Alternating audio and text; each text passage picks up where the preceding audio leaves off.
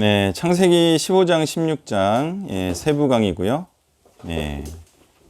이제 앞에서 무슨 일이 있었냐? 구원해 냈죠. 롯을 구원해 냈어요. 그리고 나서 15장에서 하나님께서 이제 구원을 약속해 주시죠. 구원이란 게 무엇이냐? 두려워하지 마라.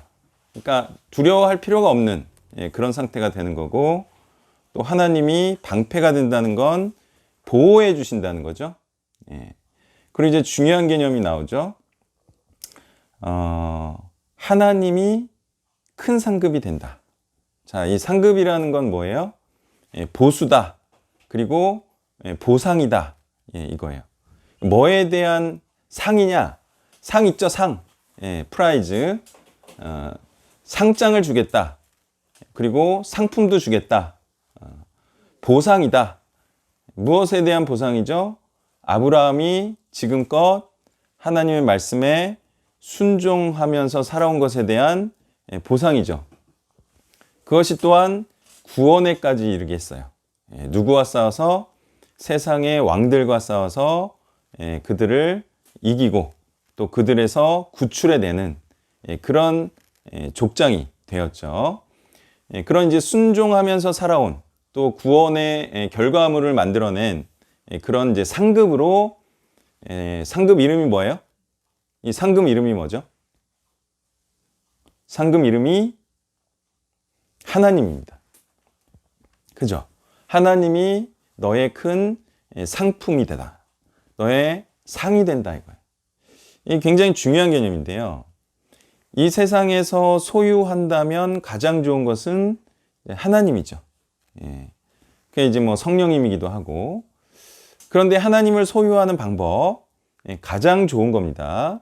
하나님을 소유하는 방법은 지금껏 말해왔던 것처럼 하나님의 말씀에 순종한다는 거예요. 이게 하나님을 갖는 거예요. 그러면 하나님을 가지면 갖는 방법은 뭐예요? 내가 하나님 말씀에 순종하는 거죠. 그래서 하나님 말씀에 순종한다는 것을 또 뭐라고 말해요? 하나님 안에 거한다라고 말하죠. 하나님 말씀에 순종한다라고 말하죠.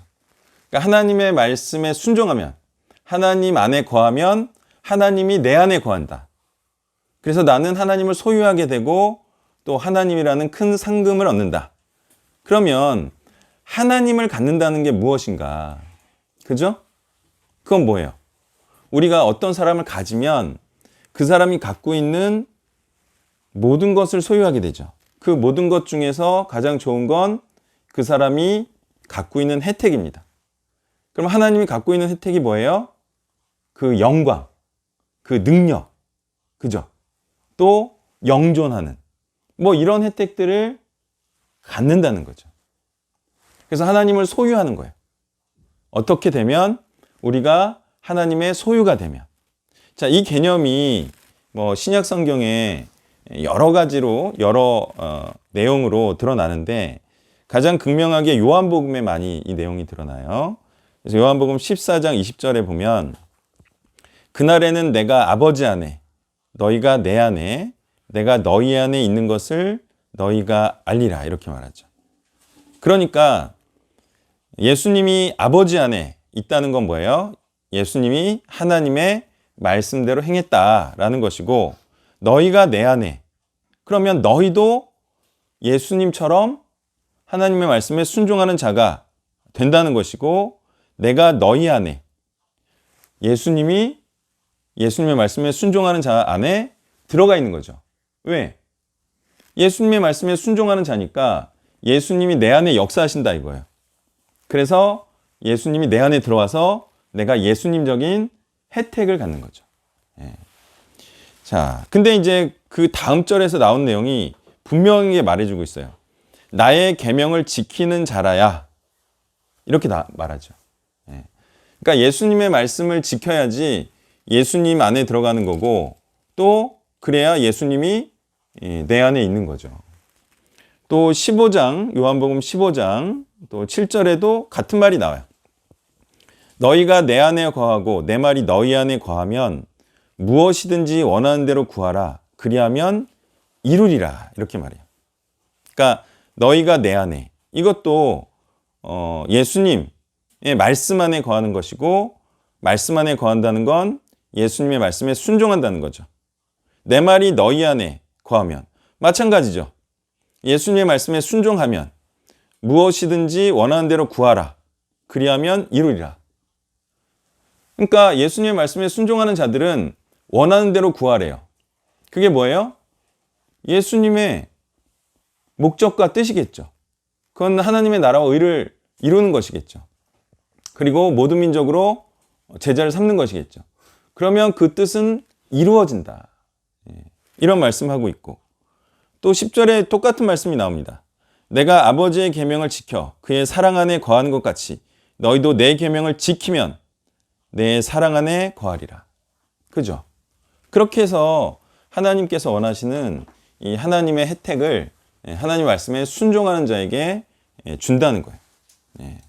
그래서 1절 내용은 순종하는 자이기 때문에, 누가? 아브라함이 순종하는 자이기 때문에 하나님께서 그를 보호해 주셔서 구원해 주시고, 그것뿐만이 아니라 하나님적인 혜택, 하나님이 갖고 있는 혜택이 그 사람 안에 들어간다. 그 중에 중요한 게 또 능력이겠죠? 영광뿐만이 아니라 능력이겠죠? 성령의 능력. 이것까지도 갖는 자가 된다. 자, 그러니까 아브라함이 뭐라고 물어봐요?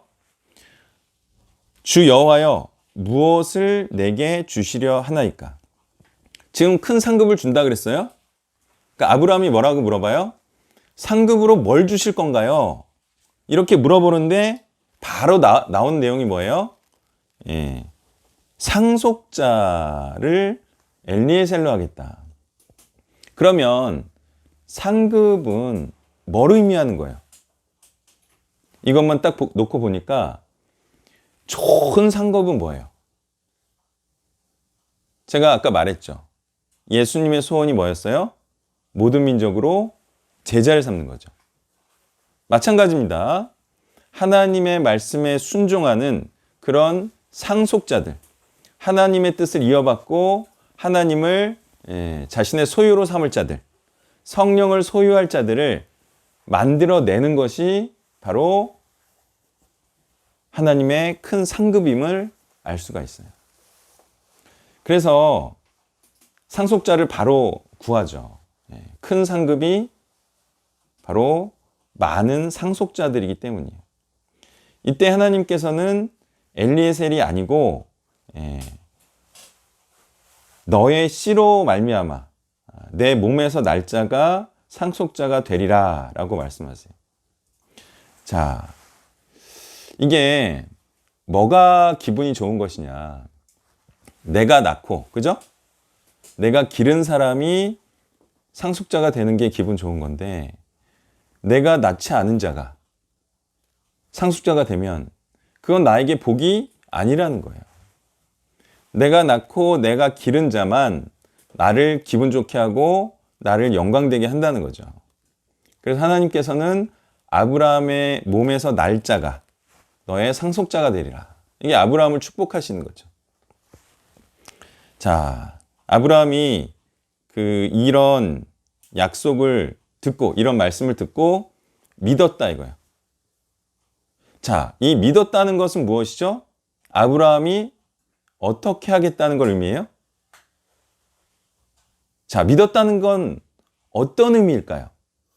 이 상황에서 어떻게 하겠다는 거죠? 아브라함이 계속해서 순종하는 삶을 살겠다는 거죠. 그죠? 그것 때문에 이런 약속을 지금 받잖아요. 그러면 아브라함이 믿었다는 거는요, 살던 대로 살겠습니다 이런 거죠. 여전히 하나님 안에 거하는, 하나님의 말씀에 순종하는 삶을 살겠다는 거죠. 그래서 하나님께서 의롭다 칭하는 거예요. 어떤 사람이 의롭다 칭함을 받는다고요?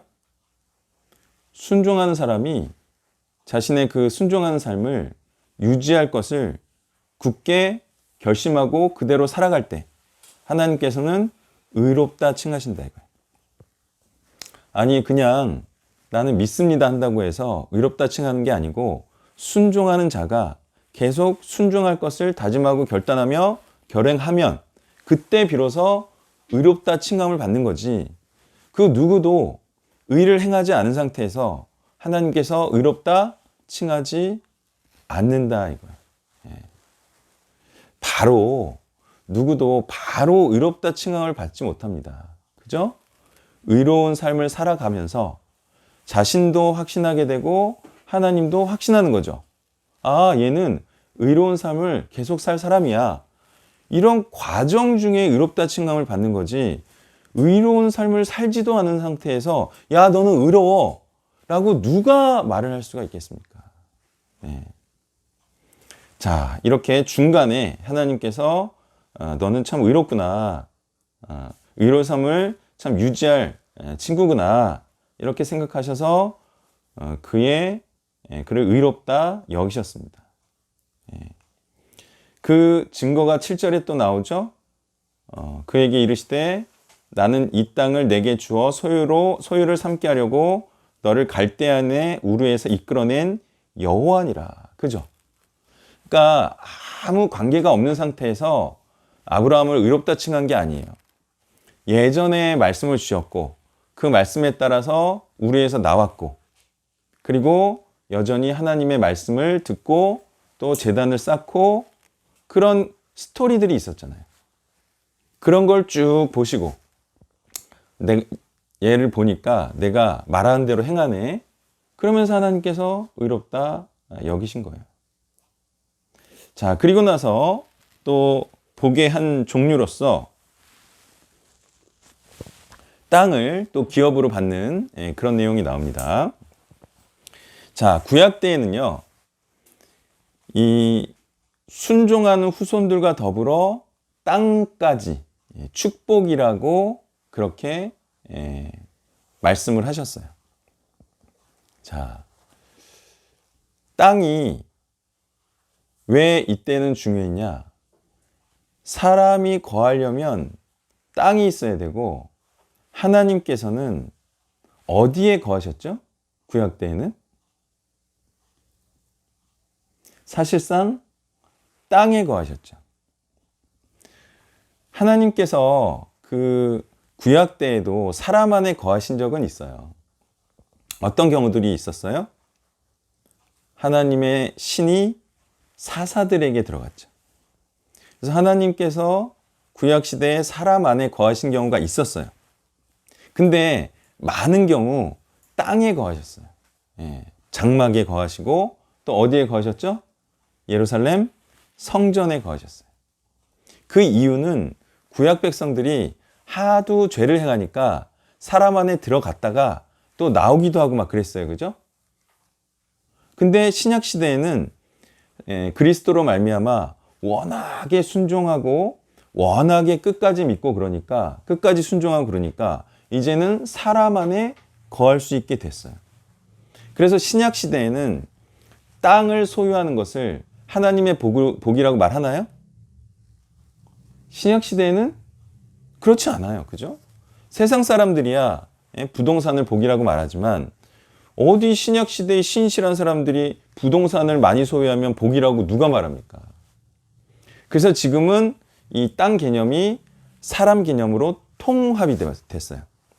그래서 그냥 큰 부지의 교회를 짓지 않더라도 많은 하나님의 말씀에 충성된 충실한 자들을 육성하면 그냥 그것으로 하나님의 복이라고 말하는 정말 거룩한 신약 시대가 되었죠. 근데 구약 시대에는 어쨌든 하나님이 땅에 거하고 그 땅을 확장시키는 거죠. 그런 개념으로 복이라는 개념이 있었죠. 자, 그래서 이 땅에 대한 땅을 소유로 할 것이라는 그런 축복까지 받게 됩니다. 자, 그리고 이제 아브라함이 또 요청을 해요. 그 여호와여, 내가 이 땅을 소유로 받을 것을 무엇으로 알리까? 그죠? 이거는 미래에 일어날 일이에요. 그러면 미래에 일어날 일을 확신하기 위해서, 다시 말해서 하나님의 뜻대로 더욱더 확신 있게 행하기 위해서 어떤 징표를 구하죠. 근데 여러분이 하나님 입장에서 볼 때요, 미래에 일어날 일일 수밖에 없잖아요. 지금을 땅을 줄 수도 없고, 지금 막 상속자들이 막 진짜 모래처럼 별들처럼 많아질 수가 없는 상황이잖아요. 그러면 하나님의 입장에서는 뭘 해줄 수밖에 없어요. 믿게 하기 위해서. 뭘 해줄 수밖에 없겠어요? 지금 결과물을 짠 하고 이렇게 줄 수가 없잖아요. 아모리 땅이 악이 관용하지도 않았고, 그래서 하나님의 입장에서 해줄 수 있는 거는 약속밖에 없죠. 약속. 근데 이 약속이 굉장히 강력한 약속입니다. 자, 약속으로 쪼갤 재물들을 가져오게 해요. 그리고 나서 쪼갰어요. 쪼갰는데 바로 언약식이 이루어지지가 않고요. 해질 때까지 하나님께서 잠잠하십니다. 그래서 아브라함은 깊은 잠에 빠지고 큰 흑암이 닥치자 두려움이 임하게 됐어요. 그리고 나서 하나님께서 나타나셔서 언약을 하시는데요. 자, 이것은 무엇을 의미할까요? 그냥 언약을 하면 되잖아요. 근데 굳이 이런 시간, 다시 말해 두려움이 임할 이 시간까지 기다리세요. 그리고 나서 확신하게 하는 언약식을 행하세요. 무슨 의미죠?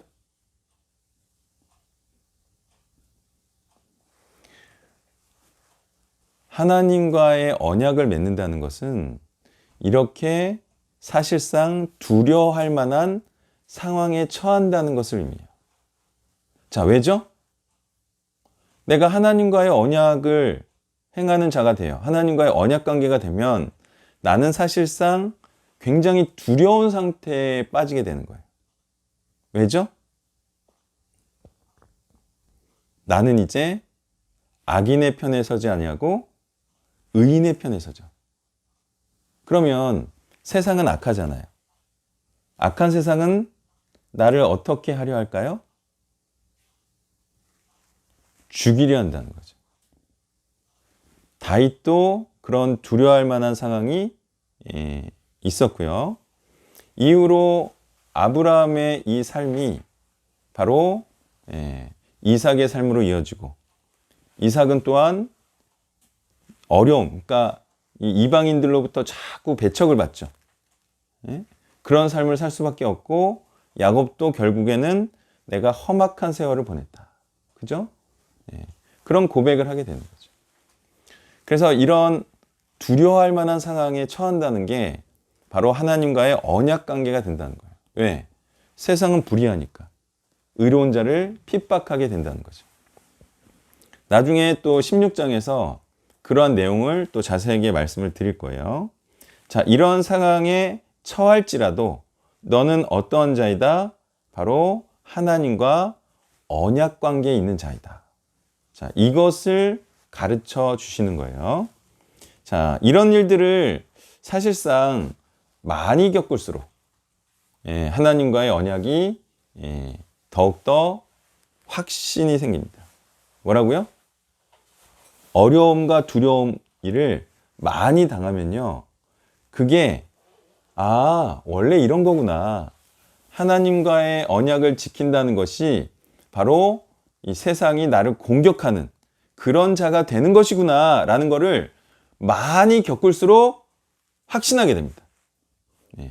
그래서 처음 겪을 때는 이게 뭐지? 그랬겠죠. 아브라함이 하나님께서 이 땅을 소유로 받을 것을 무엇으로 알리까? 이렇게 했더니 내가 알려줄게 하고 짐승들을 쪼개게 해요. 그래서 한참 기다려요. 큰 흑암이 두려워할 때까지. 그때만 해도 아브라함은 무슨 생각이었을까요? 이게 뭐지? 그죠? 뭐 이렇게 두려운 상황 가운데 내가 처하게 되는 게 뭐지? 이렇게 생각을 했겠죠. 근데 이때 하나님께서 임하셔서 나는 너와 언약을 맺으려는 자이다. 이렇게 하면요, 이 두려움은요, 아, 그렇구나. 언약 관계는 두려움 가운데 이뤄지는 것이구나. 왜? 세상은 악하기 때문에. 처음에는 어리둥절해도요, 계속 이런 일이 이렇게 일어나면요, 아, 그렇구나. 역시 세상은 악해서 하나님의 말씀에 순종하는 자는 이런 두렵게 하는 일이 일어나는구나. 이게 뭐, 이제 당연하게 생각을 하는 거죠. 자, 그리고 나서 하나님께서는 후손들이 이제 많아지게 되는 것, 그리고 이 언약의 땅을 이제 갖게 되는 것에 대해서 다소 구체적인 얘기도 해주시죠. 그래서 내 자손이 이방에서 객이 되어 그들을 섬기겠고, 그들을 400년 동안 내 자손을 괴롭히리니, 그들이 섬기는 나라를 내가 징벌할지며 그 후에 내 자손이 큰 재물을 이끌고 나오리라. 이렇게 하면서 너는 장수하다가 평안히 조상에게로 돌아가 장사될 것이요. 그렇지만 나중에 될 것은 아직 아모리 족속의 죄악이 가득 차지 않았기 때문이다. 이런 이제 설명을 해주시죠. 그러니까 아브라함도 더 안심할 수가 있어요. 어떻게 안심할 수가 있어요? 자기 때 이 하나님의 언약의 말씀이 성취되지 않더라도 이제 안심할 수가 있죠. 그렇게 이제 하나님께서 이런 배려도 해주시면서 하나님의 언약이 너의 대에 네가 살아있을 때 이루어지는 게 아니야 라고 얘기를 합니다. 결국은 4대 만에 하나님의 언약이 이루어지지만, 또 그것이 온전히 이루어진 것이 아니면 우리가 지금 사사기를 보고 있지만 그 사사시대의 백성들도 순종해야지만 이 하나님의 언약이 이루어지는 것이죠. 그래서 구원은 나 혼자나 이 세대만의 협력으로 되는 것도 아니고, 어때요? 세대와 세대의 협력으로 이루어지는 거예요. 구원이라는 게. 아브라함이 이렇게까지 했는데 그 후손들이 불순종하면 또 이 아브라함의 언약은 이루어질 수가 없죠. 왜요? 많은 무리가 그의 후손이 될 수도 없을 뿐만 아니라 가나안 땅에서도 쫓겨나기 때문이죠. 그래서 구원을요, 절대로 쉽게 생각할 수 없는 것은, 이것은 여러 세대의 협력이기도 하고요. 그리고 계속된 세대 간의 순종이 일어나야지만 구원받을 수가 있어요. 왜? 축복의 내용이 그러하기 때문이에요. 자, 그래서 이제 이 하나님의 말씀대로 이루어지는데, 그때 이제 17절에 보시면 해가 져서 어두울 때에 연기 나는 화로가 보이며 타는 횃불이 쪼갠 고기 사이로 지나더라. 이렇게 나오죠. 자, 이것은 무엇을 의미할까요? 쪼갠 고기 사이로 하나님을 상징하는 불이 지나갑니다. 자, 언약이라는 것의 중요한 의미를 알게 하는 건데요. 쪼개다라는 게 뭐예요? 쪼개다. 쪼개면 재물이 죽는 거죠. 재물이 죽는 거예요. 근데 이 쪼갠 고기 사이로 지나.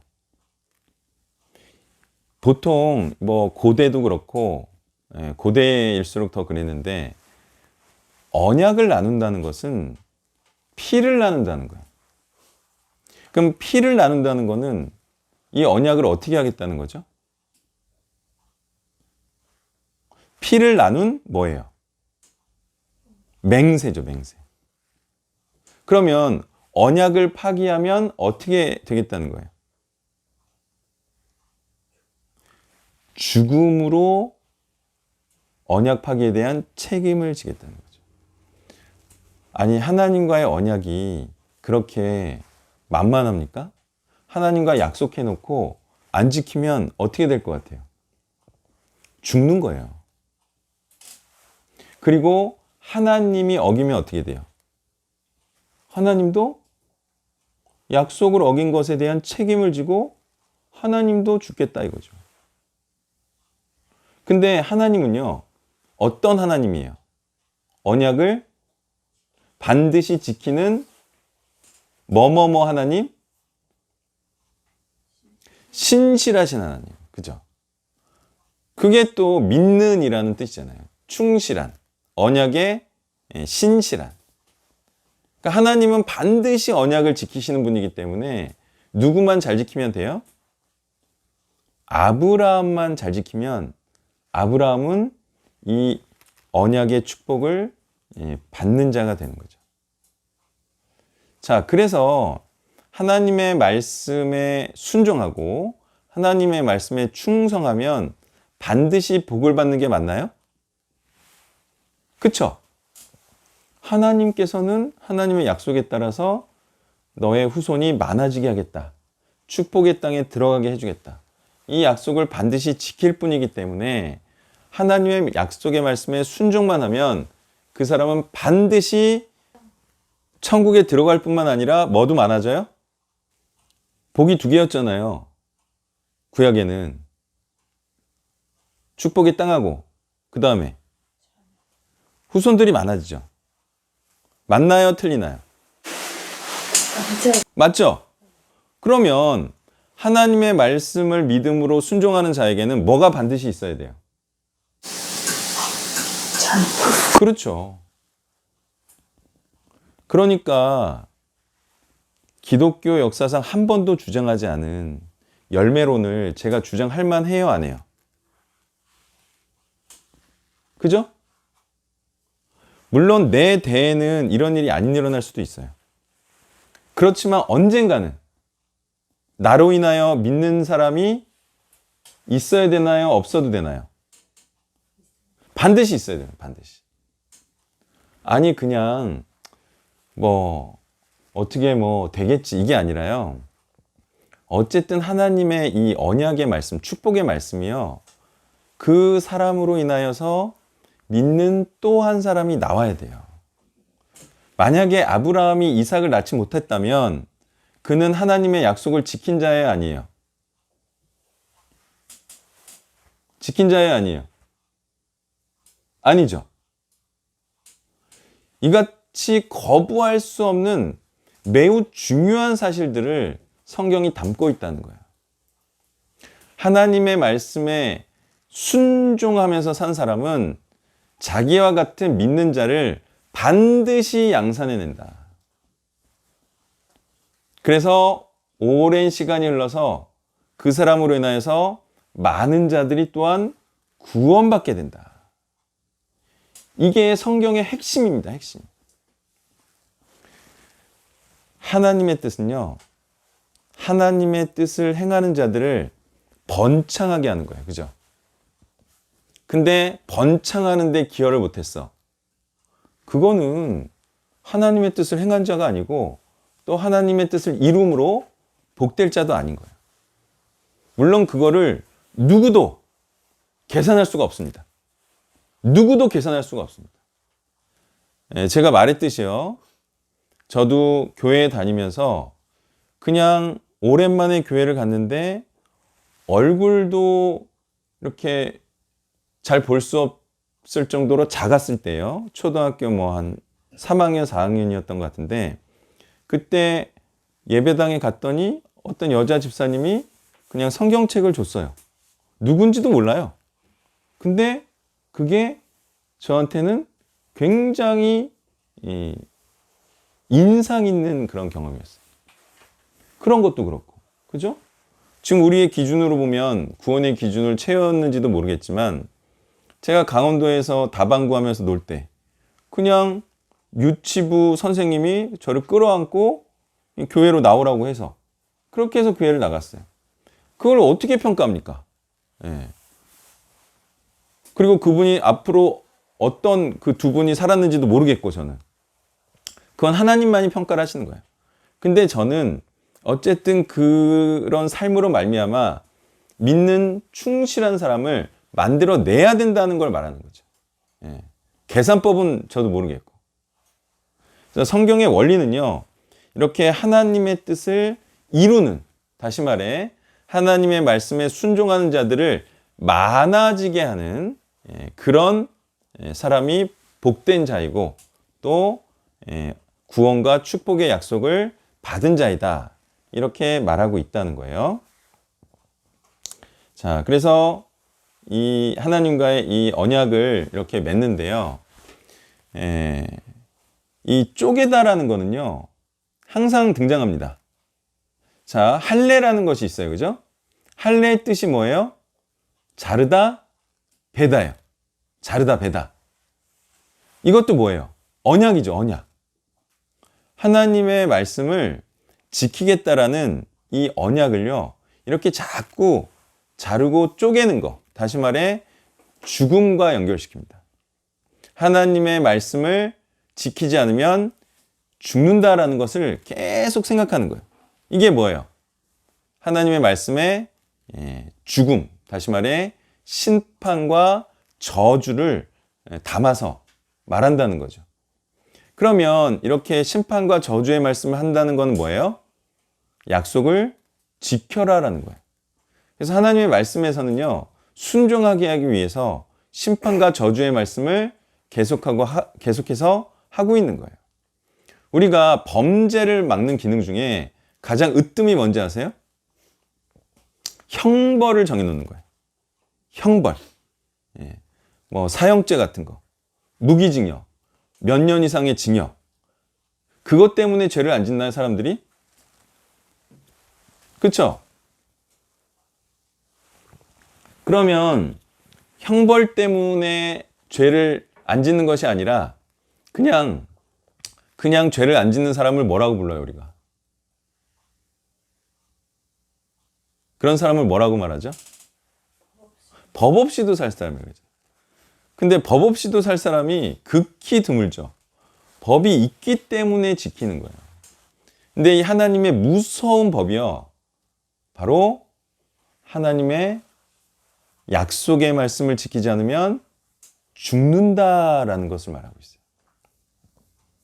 그리고 이 언약의 말씀이요, 할례와 연결시켜 볼까요? 그럼 또 놀랍도록 일치합니다. 자, 할례는요, 남자의 생식기에 하죠. 그러면 그리고 나서 8일 만에 할례를 행하라 그러죠. 자, 이게 무슨 의미일 것 같아요? 자손을 낳는 그 부위에 자르고 베다라는 이 죽음을 상징하는 할례를 행해요. 그리고 나서 8일 만에 낳은 자식도 할례를 행하게 해요. 자, 중요한 의미를 담고 있죠. 할례는 하나님과의 언약을 지키는 자라는 표식이에요. 그죠? 그러면 그거를 자기가 자녀를 낳는 곳에 행하고 자녀를 할례를 받게. 그럼 할례라는 것은 명확한 의미가 뭐죠? 나도 언약을 지키는 자이지만 자식도 언약을 지키는 자로 양육했다, 키우겠다라는 명확한 표시죠. 왜? 그래야지만 어떻게 돼요, 내가? 아브라함과의 언약처럼 내가 많은 후손을 거느리는 복된 자가 될 수가 있죠. 그리고 하나님의 이 말씀처럼 허다한 무리의 후손들을 만들 수가 있죠. 누구도 순종하게 해야? 자녀도 순종하게 해야. 이게 언약의 내용이에요. 그러니까 언약의 내용이 단순히 나만 순종하면 된다, 이게 언약의 내용이 아니에요. 그러니까 중요한 게 뭐예요? 아브라함의 몸에서 난 자가 상속자가 돼야 된다는 게 중요한 거예요. 왜? 순종하는 자에게서 난 자라야 그가 순종할 것이기 때문에. 그 씨로 말미암아, 순종하는 자의 씨로 말미암아 그가 또 순종케 하는 이 하나님과의 언약을 지키는 거죠. 누가? 하나님과의 언약을 맺은 자는 하나님과의 언약을 행하는 자로 키울 거기 때문에 그가 상속자가 된다는 거예요. 다른 사람에 대해서는 그렇게까지 영향력이 없을 수도 없고, 또 있을 수가 없을 수도 있고, 또 하나님의 입장에서는 당연히 순종하는 자에게서 순종하는 자가 나올 것이라 기대할 수 있기 때문이죠. 자, 물론 아브라함의 몸에서 난 자라고 해서 다 언약의 후손이 되는 게 아니었죠. 그렇지만 그럴 가능성이 많다라는 거예요. 그래서 하나님께서는 엘리에셀이 아니고 아브라함에서 몸의 날짜에게서 상속자로 나고, 또 그래야 순종하는 자로 번창할 수 있기 때문에 이런 약속을 하신 겁니다. 자, 그 다음에 16장으로 가면요. 자, 이 사라가 또 하나님과의 나중에 언약을 맺어요. 어떤 자로? 너가 또 열국의 어머니가 될 것이다 라는 의미가 뭐예요? 아브라함도 고귀한 아버지에서 열국의 아버지라는 아브라함으로 계명이 되죠. 그러면 사라의 정체성도 어떤 자라는 거예요? 아브라함처럼 하나님 말씀에 순종하는 자라는 거죠. 왜? 우리가 어떻게 이렇게 유추할 수가 있어요? 하나님께서 그렇게 계명해 주신 것도 있지만 사라가 누구를 따라 이렇게 살아갔죠? 그렇죠. 순종하는 아브라함을 신랑으로 삼아서 그를 따라 행했기 때문에 그도 순종하는 자라고 할 수가 있죠. 순종하는 자를 따랐기 때문에. 그래서 이제 사라는 순종하는 자, 다시 말해서 믿는 자인 거예요. 예. 나중에 갈라디아서 4장을 또 읽어드리겠지만 이게 자유의 여자라고 나옵니다. 그리고 하갈은 종의 여자라고 나옵니다. 그래서 진리로 자유케 된 자의 진리로 자유케 된 그런 신자를 의미하는 거고요. 이게 한 여종 이제 하갈이 나오는데, 하갈은 이제 갈라디아서에서 설명한 것과 같이 불신자로 나옵니다. 죄에 종된 자. 실제로 하갈은 불신자가 맞나요? 그렇죠? 누가 뭐래도 하갈은 불신자잖아요. 근데 결정적으로 그가 불신자였음은 뭐로 증명이 되죠? 그가 낳은 자식이 이스마엘이 언약의 후손이 아니라는 게 결정적인 한 방이죠. 네. 하갈은 믿는 자라는 게 뭘로 증명이 되죠? 믿음의 후손인 이삭을 낳은 걸로 증명이 되죠. 거 봐요. 하나님과의 약속의 말씀을 지키는 자를 낳느냐 안 낳느냐로 그가 믿는 자이냐 불신자임이 확증이 되는 겁니다. 그래서 열매로 알리라라는 거는요, 바로 자기가 낳은 자식이 불신자냐 신자로 확정이 되는 거예요. 만약에 한 명도 낳지 못한다면 그는 어떤 자다? 그는 불신자다라고 성경이 말해주는 거예요. 근데 이걸 아는 사람들이 적죠. 그냥 뭐 이렇게 마음 예쁘게 살고 선을 행하고 그러면은 마치 그 선행 또는 성품이 열매라고 그렇게 생각하는 경우가 많은데, 그거는 진짜 성경을 너무 모르는 거죠. 중요한 것은 사람이기 때문이에요. 그게 하나님의 말씀을 이루는 것이기 때문이죠. 자, 사라가요, 이제 뭐 사레라고 해도 되고 뭐 사라라고 해도 되고요. 사라가 이제 마음이 조급해졌어요. 나이는 드는데 출산을 못해. 그래서 조급한 마음에 아브라함 보고 여종에게 들어가서 자녀를 얻으라고 말해요. 자, 보세요. 이렇게 낳아도 누구 몸에서 난 자예요? 아브라함의 몸에서 난 자이죠. 그럼 이것도 하나님의 언약을 이루는 거 아닌가요? 이렇게 생각할 수 있지 않나요? 아니, 저촉됨이 없잖아요. 하나님의 말씀은 아브라함의 몸에서 날 자이면 된다 이거 아닙니까? 상속자가. 그래서 사라가 이렇게 했어요. 이렇게 하면 된다, 안 된다? 어렵죠?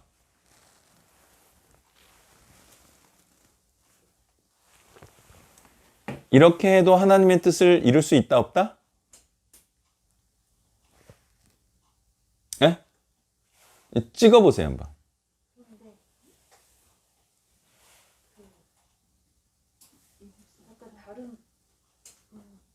일단 이룰 수 없다, 그죠? 말씀해 보세요. 이룰 수 없는데 이유가 네.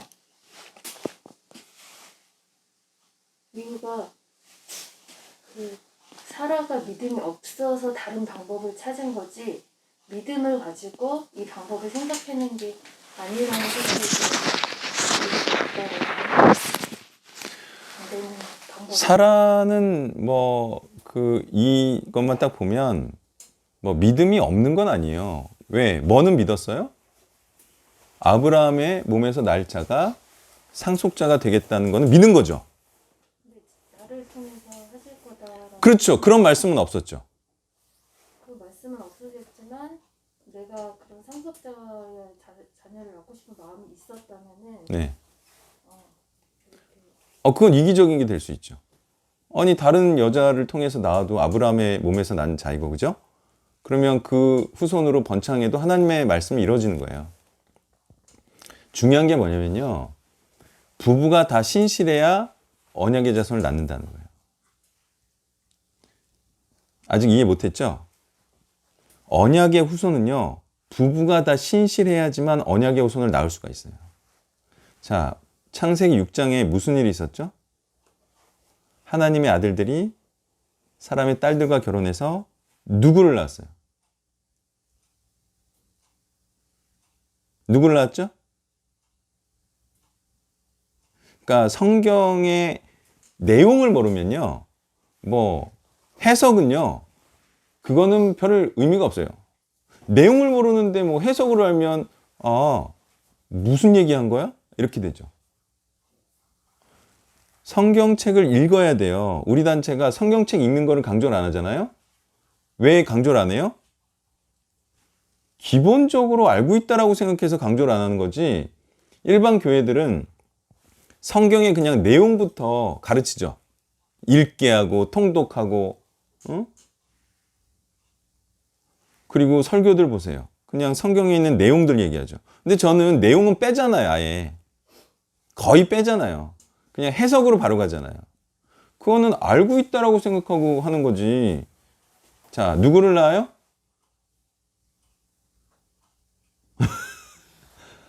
아이고야. 교회 몇 년 다니셨어요?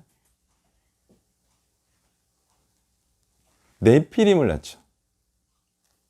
네? 집에 가서 확인해 보세요. 제가 말했다고 해서 그냥 믿지 마시고 네피림을 낳는데 네피림의 특징이 뭐냐면 세상의 영웅들이다 이렇게 나와요. 세상에서 잘 나가는 자들 낳아요. 자, 신자와 불신자가 결혼하면 뭐가 나오냐? 세상에서 잘 나가는 사람들이 나오지 신실한 사람이 나오는 게 아니에요. 자, 그래서 타락했다라고 말하는데 6장에 보면요. 하나님의 아들들이 바로 타락했다는 걸 말하는 것 같아요. 아니면 자식들이 타락했다는 걸 말하는 것 같아요. 우리가 신자하고 불신자하고 결혼하면 신자가 타락하든가요? 아니면 후손이 타락하든가요? 그렇죠? 그러니까 신자와 불신자는요. 결혼하면 서로 싸우게 돼요. 그 말은 뭐예요? 신자가 타락하지 않아요. 고통 가운데 살면서 자식도 불신자가 되는 그 고통을 맛보는 거지 그가 타락하는 게 아니에요. 후손이 타락함으로 타락하는 자가 된다는 거죠. 자, 하갈과 낳은 자식은 끝내 아브라함은 신실하더라도 엄마가 영향력의 반을 가져가기 때문에 하나님의 말씀에 온전히 충성한 자가 나올 수가 없는 거예요. 함께 힘을 합쳐서 애가 한쪽으로 가도록 하나님의 길로 가도록 순종하는 삶을 사도록 몰아가야지 겨우 될까 말까인데 이게 엄청 어려운 작업인데 한쪽을 터놔. 그러니까 반쪽을 터놔. 갈 수 있는 길을 반쪽을 터놔. 그러면 세상을 위한 길로 가죠. 세상에서 잘 되려고 가죠. 그래서 그렇게 해서 사역자를 만든 사례가 거의 없죠. 부모가 다 충실하게 하나님의 말씀에 순종하는 삶을 살면 그가 신실한 자가 나올 가능성이 많죠. 다른 길로 못 가게 하면. 근데 반을 터놓으면요. 그거는 뭐 볼장 다 본 겁니다. 좋아 보이는 세상 길로 가지 그 좁은 십자가의 길로 가겠습니까? 자, 그래서 이제 하갈이 불신자였다라는 그 증거가 곳곳에 나옵니다. 어디에 나와요? 4절에 바로 나오죠. 그가 자기의 임신함을 알고 그의 여주인을 멸시한지라. 이거는 멸시한지라라는 이제 히브리어는 시시하게 여겼다, 가볍게 여겼다, 경시했다 이런 거예요. 자, 쟤는 임신을 못했어. 근데 나는 임신을 했어. 그러면은 제가 시시하게 느껴지는 거죠. 왕궁에서 이런 일들이 있었나요? 소위 그 뭐예요? 왕의 정시를 뭐라 그래요? 우리 조선시대 때? 중전이라 그러죠? 중전이 임신을 못해. 그러면 첩이 중전을 멸시하죠. 경시하죠. 아, 쟤는 애도 못 낳는 여자. 자기는 애를 잉태할 수 있는 여자. 이게 멸시란 거예요. 근데 이게요, 하갈이 불신자라는 이렇게 힌트를 자꾸 주고 있는 거예요. 자, 원래 자기가 아브라함의 자녀를 잉태할 수 있게 된 것은 누구의 배려와 은혜였어요? 사라의 배려와 은혜였죠. 그러니까 은혜도 모르는 자이다. 자기가 언약의 후손을 낳을 수 있는 그런 기회를 준 것이 정말 하갈의 은혜인데, 사라의 은혜인데도 은혜를 모르는 자이다라는 힌트를 주는 거예요. 예. 그리고 나서 이제 사라가 이거 정말 이런 일을 당하면 정말 억울하지 않겠습니까? 자기가 잉태할 수 있도록 이렇게 은혜를 베풀었는데 은혜를 베푼 자를 멸시해. 그러니까 이제 은혜도 모르는 자이기 때문에 이제 이 하갈을 내치기를 원하죠. 다행히 아브라함이 사라를 더 사랑하죠. 그래서 사라의 편을 들어줍니다. 그래서 다행히 사라가 하갈을 학대할 수 있었어요. 자, 이게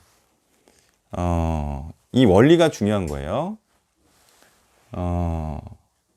지금 이 아브라함의 집안에서는 아브라함이 권력자죠. 그렇기 때문에 누가 누구를 학대할 수 있었어요? 믿는 자가 불신자를 학대할 수 있었어요. 그래서 쫓아낼 수 있었어요. 이게 너무나 좋은 거죠. 왜? 하나님의 언약을 지키는 자들이 차지해야 되잖아요. 근데 갈라디아서 4장을 보면 놀라운 얘기가 나옵니다.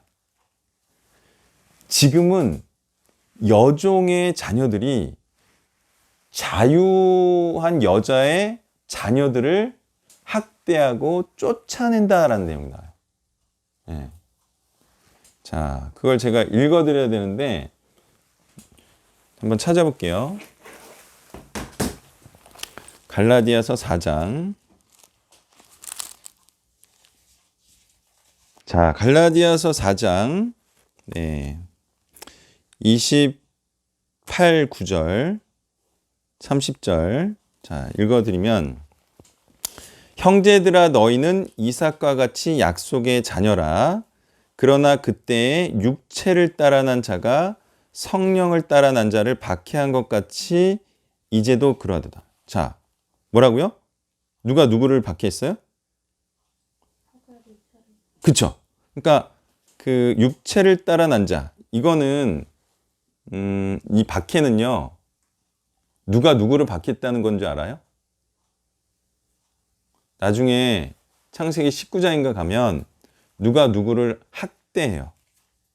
누가 누구를 학대해요? 그렇죠. 이스마엘이 이삭을 조롱하죠. 그걸 말하는 거예요, 이게 지금. 예. 그래서 29절에 육체를 따라난 자, 이스마엘이 성령을 따라난 자, 이삭을 박해한 것 같이 이제도 그러하도다. 예. 그러나 성경이 무엇을 말하느냐? 여종과 그 아들을 내쫓으라. 그죠? 잘한 거죠. 그러니까 인본주의자들은 이것도 아브라함이 잘못했다. 이렇게 얘기를 하거든요.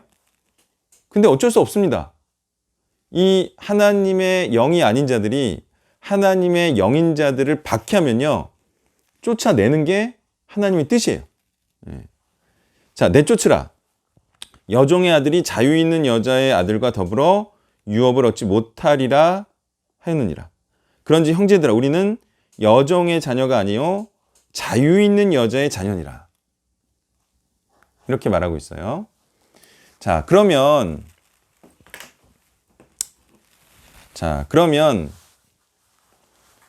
하나님의 말씀에 순종하는 자들이 지금 학대를 받고 있어요? 아니면 불순종하는 자들이 학대를 받고 있는 것 같아요? 누가 누구의 학대를 받고 있죠, 지금은? 그렇죠? 세상의 불의한 자들이 학대를 받고 있죠. 그러니까 복음을 전하려고 하면 어떻게 해요? 학대하죠. 조롱하기도 하나요? 내쫓기도 하나요?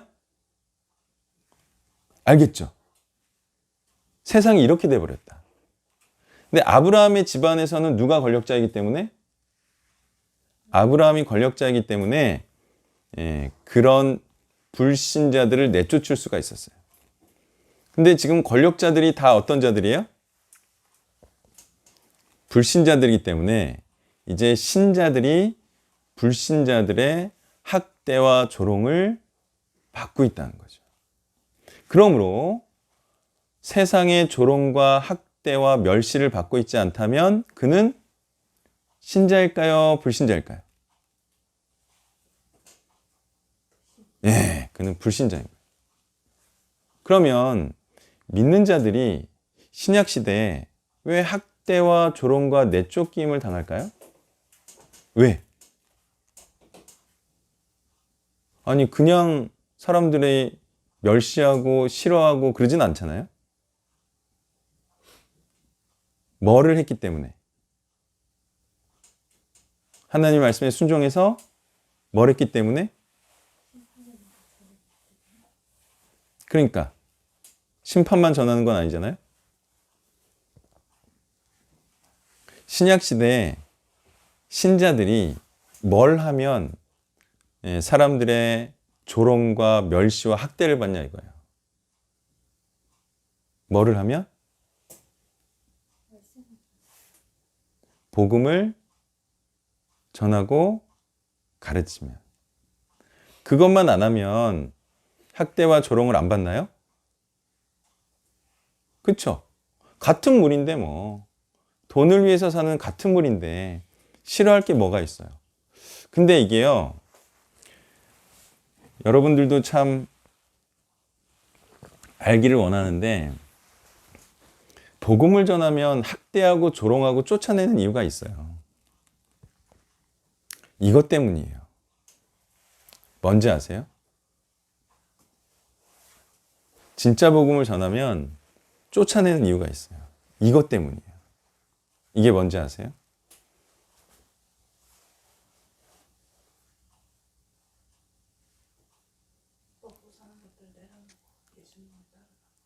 그러니까 뭐 직장에서든 어디서든 진짜 복음을 위해서 충실하게 살라라는 말을 해 자꾸. 그럼 무슨 일이 일어나요? 예? 오너가 그걸 알면 뭐가 싫은 거예요? 사람 빼내는 거 아닙니까?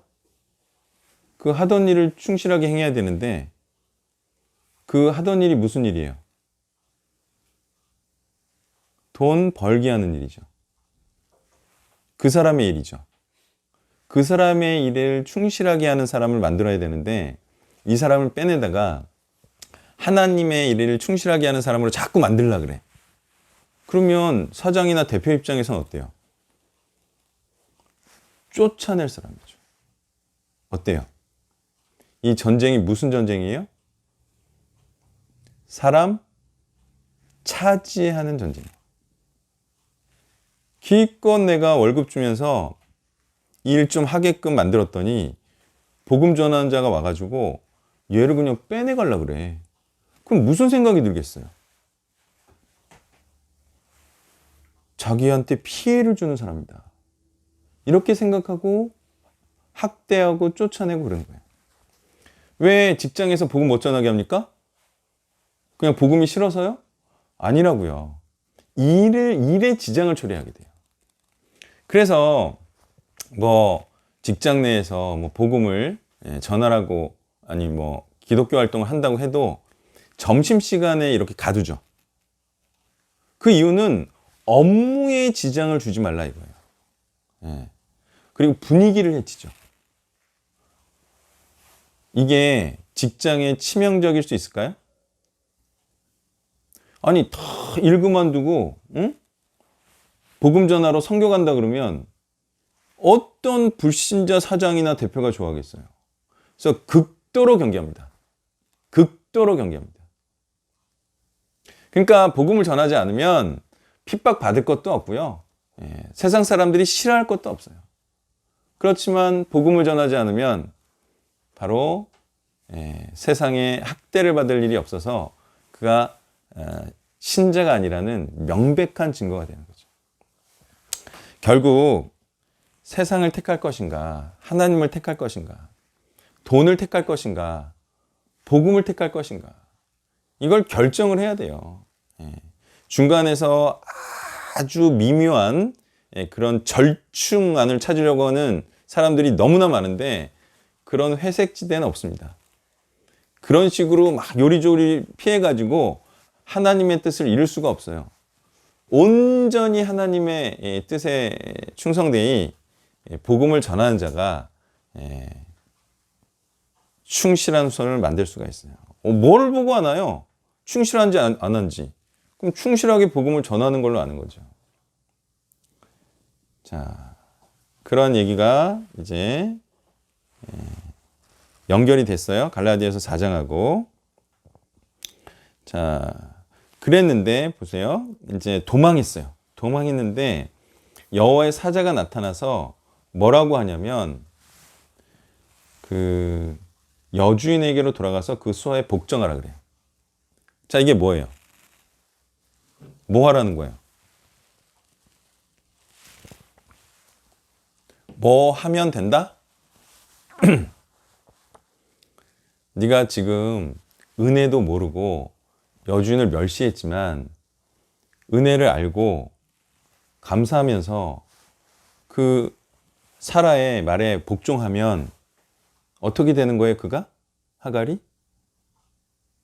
예전에는 불순종하는 자였지만 이제 순종하는 자가 되는 거죠. 예전에는 은혜를 모르는 자였지만 이제 은혜를 하는 자가 되는 거죠. 이거를 뭐라고 불러요? 그렇죠. 회개. 그리고 반성. 돌이킴. 뭐 이렇게 말하죠. 그러니까 불순종하던 자에서 사라의 말에 불순종, 믿는 자의 말에 불순종하는 자에서 또 믿는 자를 존경하지 않는 자에서 믿는 자의 말에 순종하고 또 믿는 자를 존경하는, 사모하는 그런 자가 되면 되는 거 아니냐 이거죠. 그래서 이제 살 길을 열어주고 알려주는 거예요. 자, 근데 이제 정신 못 차리죠. 이스마엘을 보니까 이제 하갈이 정신 못 차렸다. 이런 걸 또 성경이 말해주고 있는 거예요. 근데 이제 조금 의문이 드는 게 복종하면 크게 번성하게 해주고 그러겠다는 게 아니에요. 그냥 나중에 보면은 이스마엘이 불순종하는 자가 명백함에도 불구하고 그죠? 하나님께서 이렇게 번성하게 해주죠. 자, 이 당시만 하더라도 아직 그 이스마엘이 불순종할지 명확하게는 뭐 하나님도 결정하신 사항은 아니에요. 근데 하나님은 당연히 추론할 수 있죠. 불신자가 나오겠다. 하갈과 결혼하면 불신자가 나오겠다. 근데 또 몰라요. 하갈이 순종하면 어때요? 또 되는 거죠. 이스마엘이 또 순종한 자가 될 수가 있어요. 요때까지만 해도 확정된 상태는 아니에요. 하나님께서 웬일이신지 번성하게 해주겠다고 하세요. 순종하면이 아니라 지금 불순종한 상태고 돌아가서 복종하지도 않은 상태인데 그냥 이런 말하자면 복을 약속을 하세요. 자, 이거는요 먼 것 같아요. 그러면서 하나님께서는 또 이러세요. 12절에 그가 사람 중에 들나귀 같이 되리니 그의 손이 모든 사람을 치겠고 모든 사람의 손이 그를 칠지며 그가 모든 형제와 대항해서 살리라. 이게 이제 대항해서가 좀 어려운 번역인데 면전에서 살리라 이런 거예요. 파님이라고 해서 얼굴 앞에서 살리라 이런 건데 이거 이제 대항해서라고 해석했는데 뭐 맞는 것 같아요. 그러니까 들나귀가 나오잖아요. 이리 부딪히고 저리 부딪히고 그렇게 이제 전쟁하는 삶을 산다는 건데 이런 거 보면은 또 불신자가 될 것임을 하나님께서 충분히 추론하신 것 같아요. 하나님은 뭐 미래일도 아시니까. 자, 어쨌든 이런 그런데 번성의 복은 왜 주시느냐 이거예요. 순종하는 자가 될 것 같지도 않은데, 그죠? 아직 하갈이 순종하는 자가 되지도 않았고, 자, 이거는 뭐 때려 맞추실 수가 없기 때문에 제가 말을 해볼게요. 이거는 100% 저도 맞는다라고 얘기는 할 수는 없고요. 이게 맞는 것 같아요. 한 가지 이유는 땅의 여유인 것 같아요. 어때요? 어차피 강력한 불신자들이 번성해가는 이 상황이었을까요? 네? 아브라함의 때? 어차피, 그죠? 뭐 갈대아 우르도 그렇고 바벨론도 그렇고 어차피 강렬한 불순종자들로 이 땅이 채워지고 있는 상황에서 이스마엘은 어떤 자예요? 나중에 할례도 받아요, 그죠? 그리고 여호와 신앙이 있어요, 없어요? 진짜 신앙은 아닐지라도 여호와라는 그런 신앙을 경험한 자이죠. 그러면 이런 자가 번성해 가는 게 나을까요? 아니면 여호와의 신앙을 전혀 알지 못하는 자들이 번성하는 게 나을까요? 그래도 교회 좀 다녀본 자들이 번성하는 게 낫다라고 판단하신 것 같아요. 실제로 이 이스마엘의 후예들이 어떤 자들이라는 거예요?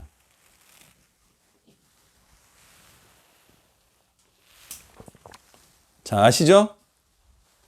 선교 좀 하신 분들은 다 아시죠? 이스마엘의 후손들이 어떤 자들이라는 거죠?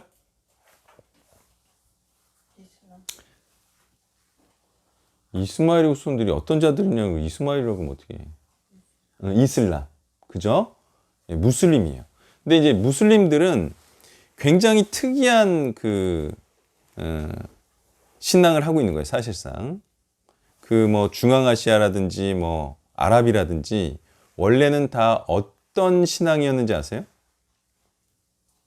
생 불신자들은 다 이런 신앙입니다. 우리가 가나안의 우상들이나 애굽의 우상들을 보면 일률적으로 어떤 신앙이었어요? 특징이 있죠. 생 불신자들의 특징. 예전에 조선시대에도 그랬고 뭐 다 그랬어요. 그냥 여호와 신앙을 알지 못한 자들은 다 인도도 그렇죠. 여호와의 신앙이 안 들어간 데는 다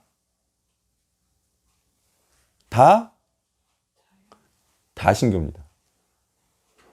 네? 뭐라고요? 인도에는 몇 개의 신이 있어요? 애굽에는 몇 개의 신이 있었어요? 그쵸? 근데 이 이슬람이 이 세계를 정복할 때 어떤 사상으로 점령해 나갔냐? 유일신 사상이었어요. 유일신 사상. 그리고 놀랍게도 쿠란에는 어떤 사람들이 등장해요? 저도 보다가 말았지만 모세도 등장한대요. 그죠? 그리고 뭐 하나님도 등장을 한대요. 그리고 예수님은 등장하나? 등장하나요? 그런 것 같죠? 난 잘 몰라요, 쿠란은. 아무튼 어때요? 여호와 신앙을 경험했기 때문에 이슬람, 무슬림에게는 그런 신앙이 남아있어요. 유일신 사상이에요. 그런데 이게요, 지금 복음화에 도움이 된다, 안 된다? 저기 무슬림 복음화 상황에 대해서 좀 아시는 분. 지금 무지하게 잘 된다는 거 아닙니까? 예? 이란에도 막 복음 집회가 열리고, 예? 사우디가 열렸고, 그죠? 터키에서도 막 천년들이 예수를 믿고, 어떻게 이게 가능해요? 그들에게는 그래도 여호와 신앙을 맛본 이스마엘의 이런 신앙 아닌 신앙이 들어가 있었던 거예요. 어때요? 하나님의 이 말씀이 하나님께서 어떤 지혜를 담아서 하신 것 같아요? 아닌 것 같아요? 아셨죠? 네. 그러니까 당연히 믿는 자들, 이삭의 후손들로 번성하게 하는 게 베스트죠. 근데 그게 워낙에 어렵잖아요. 응? 정말 하나님의 언약을 철저하게 지키는 자들이 그들이 번성하게 되는 건 너무 어렵잖아요. 그러니까 이스마엘도 번성하게 해서 이 나중을 기약할 수도 있고요. 또 중요한 게 뭐냐면 이 이스마엘이 번창하면 누가 좀 좋은 거예요? 그래도 누가 좀 좋은 거예요? 이삭이 그래도 한 집안에 살고 이랬는데 한동안은 완전히 뭐 원수처럼 들어와서 막 죽이고 이러지 않는다고요. 이스라엘과 에서가 어땠어요? 그죠?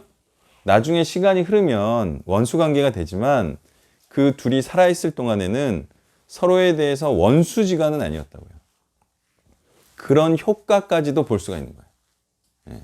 그래서 하나님의 이러한 판단은 아주 지혜로운 판단이었죠. 어쩔 수 없으면 완충의 역할을 하는 이스마엘의 후손들로 그래도 이삭의 어떤 사역과 그리고 부족에 도움이 되려는 의도도 깔려 있었을 것이다 라는 거예요.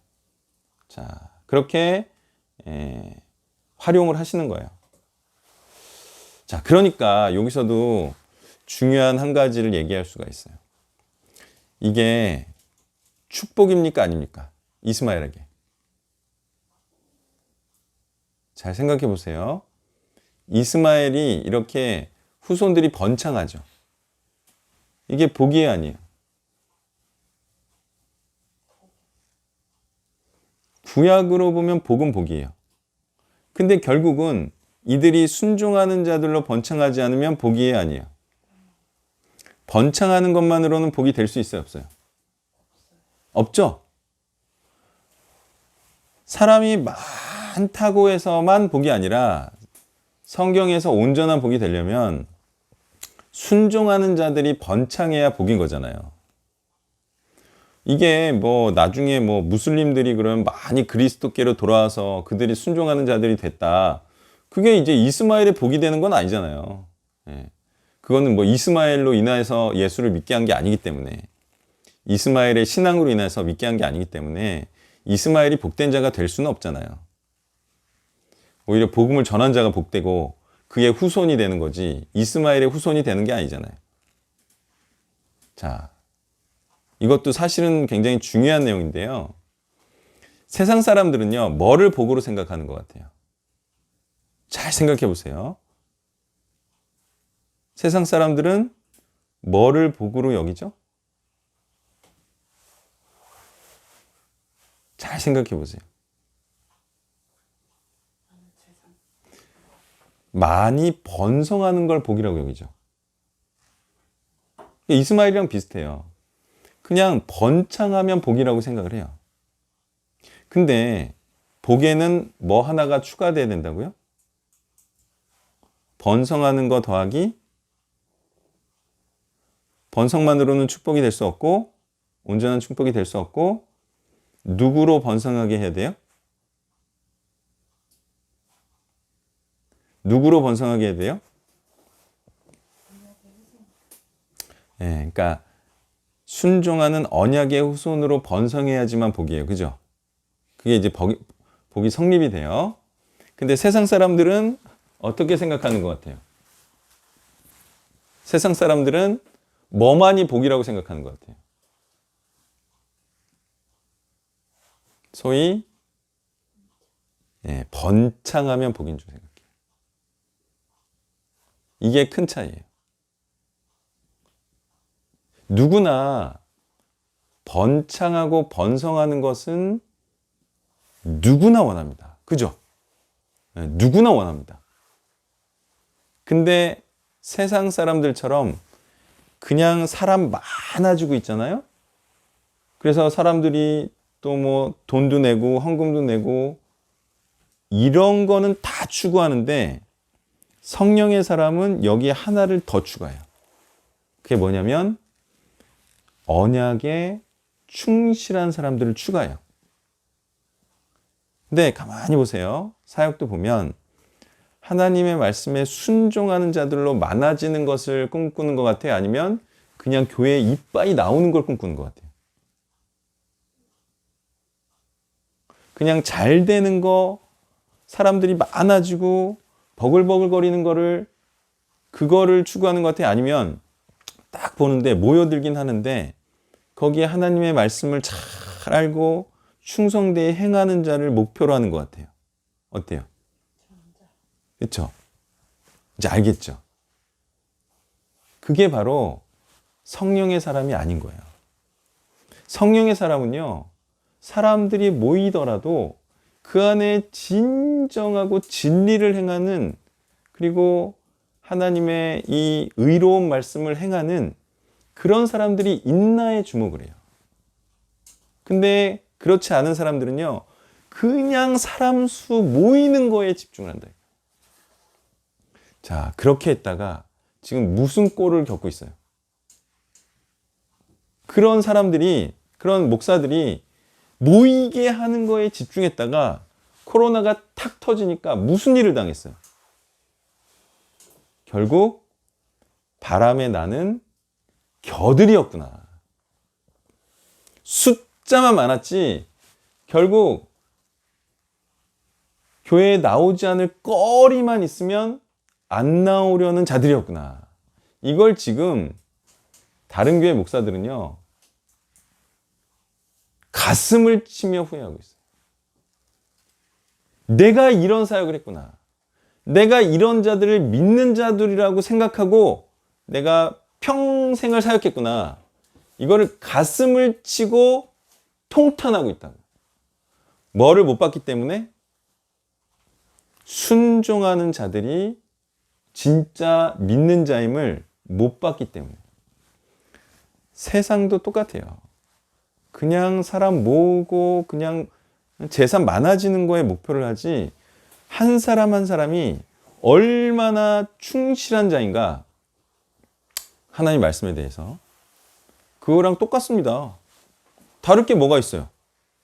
사람 많이 모아서 성공하는 것처럼 보이고 돈 많이 들면 장땡이다, 이렇게 생각하는 게 세상에서 원하는 그런 것과 뭐가 차이가 있냐 이거예요. 그래서 진짜 축복은요, 비가 오나 눈이 오나 또는 두려운 상황 가운데서도 하나님과의 이 언약을 지키는 그런 자들을 만들어내는 것이, 그게 진짜 성령의 사람입니다. 중요한 것은요, 두려울 만한 상황에서도, 예? 세상이 공격해서 나를 죽이려 하는 상황에서도 끝까지 포기하지 않고 세상이 조롱하고 학대하는 무슨 일을 행해야 된다? 무슨 일을 행해야 된다? 세상이 조롱하고 학대하는 무슨 일을 행해야 된다? 네? 복음을 전해야 된다. 두려움이 임하면 뭐를 전하지 않죠? 두려움이 임하면 복음을 전하지 않아요. 근데 두려움 가운데서도 복음을 전해야 하나님께서 너는 언약을 지키는구나. 이렇게 인정을 해준다는 거예요.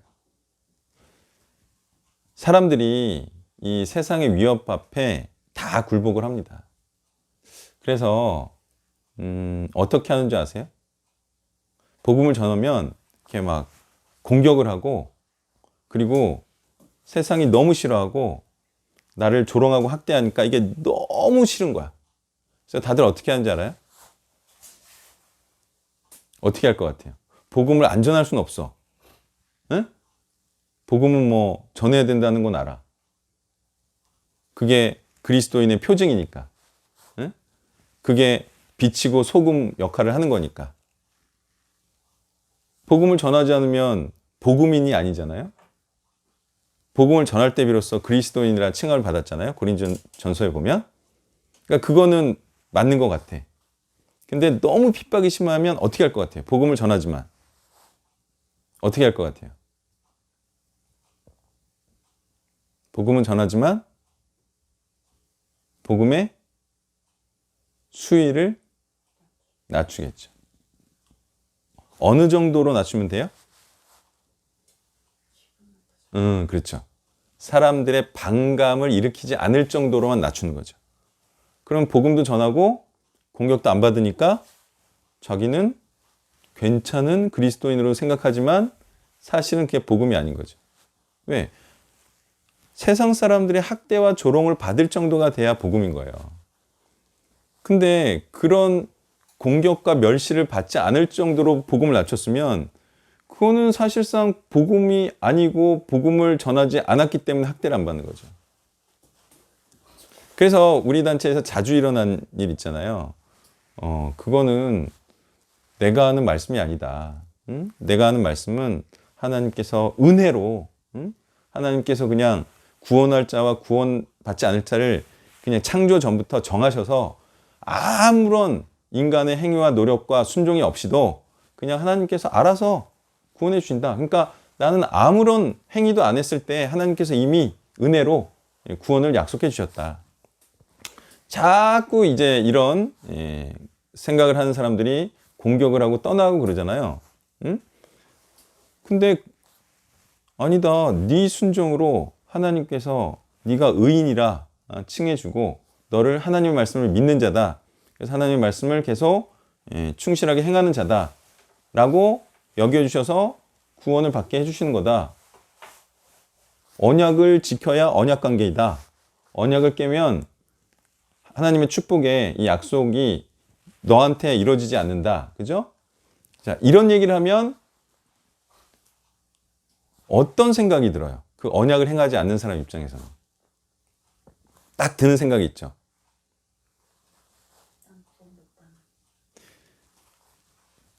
못하겠다는 생각이 듭니다. 왜요? 얼마 전에도 이제 왔다 갔죠. 편의점 하는 그런 친구 왔다 갔는데 이런 말씀을 딱 들으면 무슨 생각이 들어요? 나같이 부족한 자가 어떻게 하나님의 말씀을 지킬 수가 있겠다는 말인가? 라는 생각이 들까요, 안 들까요? 내가 어떻게 온전히 하나님의 말씀을 충실하게 지키는 자가 될 수가 있을까? 또는 이 세상으로부터 공격을 받는 복음을 내가 어떻게 전하지?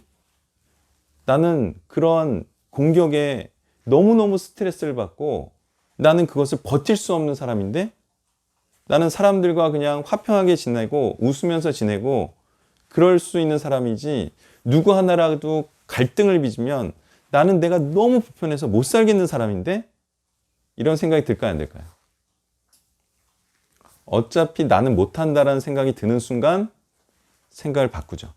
어떻게 해요? 나 같은 못난 사람도 구원해 주시는 사랑의 하나님으로 가는 거죠. 아무것도 행하지 않았을 때 구원해 주시는 그런 쉬운 구원론으로 가게 되는 거예요. 소위 그런 신앙을요, 뭐라고 얘기할 수 있냐면 못난 자들의 하나님이 되는 거죠. 뭐라고요? 행하지 못하는 자들의 하나님이 되는 거예요. 근데 하나님은요, 사사기도 그렇지만 목숨 걸고 싸우는 자의 하나님이에요. 하나님의 말씀에 목숨을 걸고 순종하는 자들의 하나님이라고요. 성령의 능력으로 구원의 일, 복음을 전함으로 사람을 구원해내는 자의 하나님이라고요.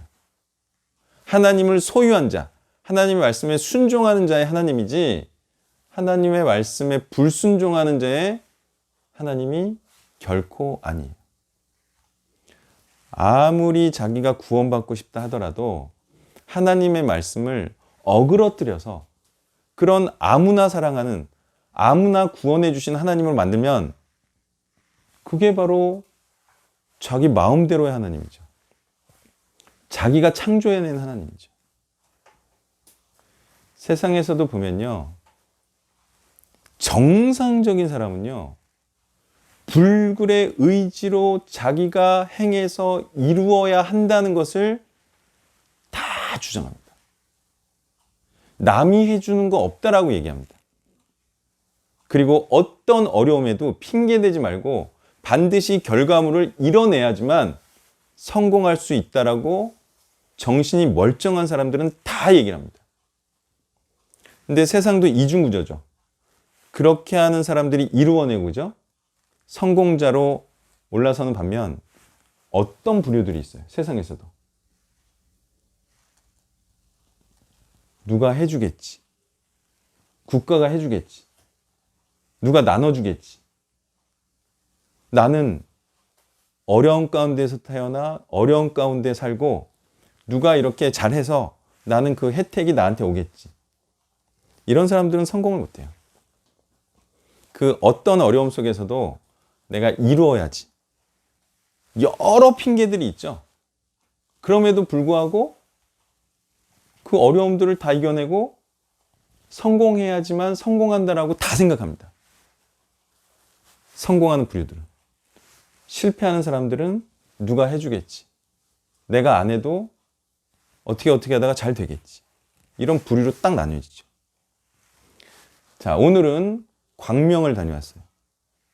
여러분, 광명 어떻게 가는지 아세요? 모르면 가지 마세요. 너무너무 어려워. 무슨 금정구청인가? 거기서 갈아타야 돼, 1호선을.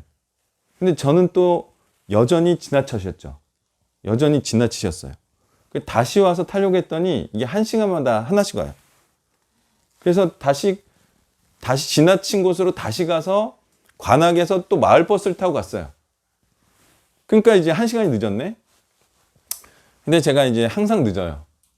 예, 그러니까 돈 버는 일은 약간 제가 좀 무시를 하다 보니까 그런 식으로 약간 이제 그 최선을 다하지 않는. 예, 근데 이제 그 본부장은 항상 말하죠. 뭐 저한테 하는 얘기는 아니고 저는 약간 이제 사이드에 있는 사람이기 때문에 항상 팀장들한테 말합니다. 늦는 사람은 5만 가지 이유가 있다. 그죠? 그건 다 인정하잖아요. 저번에 저기 원주 갈 때는 또 30분 늦었어. 30분 늦었는데 또 늦는 분이 많았어요. 그때는 또 막히기도 하고. 그거 다 생각합니다. 뭐라고요? 늦는 사람은 다 이유가 있는 거예요. 근데 성공하는 사람들은 그 모든 이유를 제거하고 약속도 지키고 자기가 행할 걸 다 행하고. 그죠? 그건 세상 사람들도 다 알잖아요. 핑계 댈 게 없어요. 하나님의 뜻대로 살지 않으면 핑계 댈 게 없어요.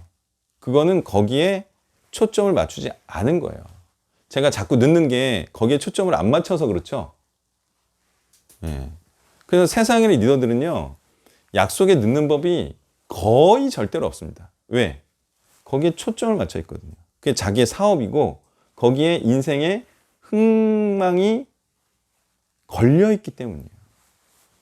그러면 하나님의 뜻에 충실한 그런 그리스도인이라고 한다면 안 될 수가 있나요? 그걸 최우선으로 하고 그걸 위해 충실하게 사는데 안 될 수가 있나요? 안 되는 이유는 유일한 한 가지는 뭐예요? 거기에 충실하지 않기 때문에. 복음에 최선을 다하지 않고 다른 거에 관심이 있는 거예요. 그죠? 그죠? 예전에 여기 있으면서 마치 복음에 충실한 것처럼 했지만 지금 다 드러나 버렸잖아요. 사실은 별로 관심이 없었고 자기 자식 키우기나 생계 유지에 더 관심이 있었다는 게 지금 너무나 극명하게 드러났잖아요. 안 그렇다면 지금 복음에 충실해야 되지 않겠어요? 그죠? 극명하게, 그러니까 그런 척한 거예요. 안 그랬으면 이제 진짜 복음에 충실해야죠, 지금도. 그게 드러나게 돼 있어요. 그런 척만 했죠. 근데 그때 제가 계속 말했잖아요. 아니다. 지금 묵상도 잘 안 해오고, 응? 보이려고 하는 것 같다. 어떻게 일주일에 한 번 발표하는데 하나밖에 못하냐. 그거는 말씀에 충실하지 않은 증거다. 제가 몇 번 얘기했습니다. 몇 번.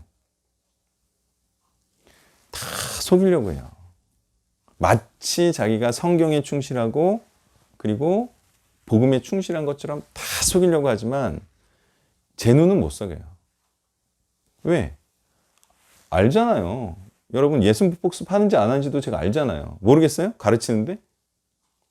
그러면 말씀을 모르는데 복음을 충실하게 전하고 있다라고 제가 생각할까요? 말씀을 모르는데? 알아요, 저는. 근데 기회를 드리는 거지. 기회를 드리는 거죠. 충실하게 살지 못하더라도 기회를 드리는 거예요. 그러니까 주눅들 일이 아니고 열심히 하자. 그래서 제가 기회를 드리는 거예요. 열심히 안 하는 거 알아요. 알지만 여러분 같은 분도 없어요. 그죠? 그렇기 때문에 저도 고맙고 그런데 어쨌든 저는 하나님의 입장에서 말할 수밖에 없어요. 제 입장에서 여러분들을 허용하고 여러분을 축복하고 저도 그러고 싶죠. 그렇지만 제가 하나님의 입장에서 하나님 말씀을 전해야 되잖아요. 아니면 다른 목사들처럼 그냥 다 축복할까요? 다 기분 좋게 하고? 그럴 수가 없잖아요. 말씀은 정확하게 전해야 되고 하나님 말씀에 충성되이 행해서 하나님의 일꾼, 하나님께 충성된 자들을 만들어내야지 그가 하나님의 이 후손이 번창하게 되는 복을 받을 수가 있어요. 대신 제가 그래도 인간적으로 잘해주지 않나요? 네? 제주도 여행도 가고 네? 저도 노력하는 거예요. 말씀은 거꾸르지 않는 그런 수준에서 저도 나름대로 잘해드리려고 하는 거예요. 앞으로도 더 잘해드릴 거예요. 믿습니까? 그렇게 아시고 계속 함께 해주시면서 어찌됐건 올바른 말씀을 또 같이 전하는 그런 분들이 되시면 좋겠고요. 솔직하게 질문하고 답하는 걸 했으면 좋겠다는 거예요. 그냥 이렇게 그냥 어느 정도 하고 이게 아니라 진짜 막 날카로운 얘기를 하고 정말 생짜배기를 말하고 이래야 더 맞거든요. 그냥 어느 정도 하고 그냥 어느 정도 알아듣고 어느 정도 성경 강의하고 이게 아니라 진짜 생짜배기 막 정말 궁금한 거 파격적인 거 이런 걸 말하면 그래서 있나요? 질문? 없죠? 네, 그러면 마치겠습니다.